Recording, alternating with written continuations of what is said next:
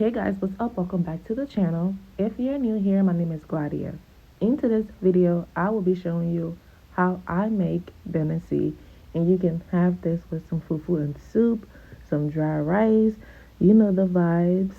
If you're interested, keep on watching and let's get started. The Beniseed that I am working with has already been cleaned and ready to go. If you need to wash the Beniseed that you are using, I recommend doing that. I will be toasting the Beniseed till it's dark brown. If you don't like your Beniseed dark brown, you can toast it for a little while till it's like light brown.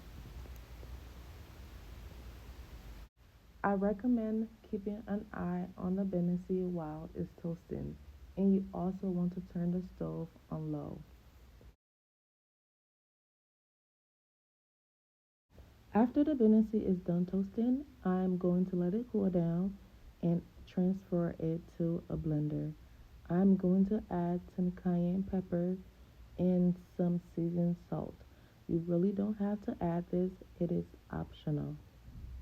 One thing I want to say is you can blend the Beniseed on high for longer till it's buttery and it has some oil in it, or you can blend it till it's looking like this.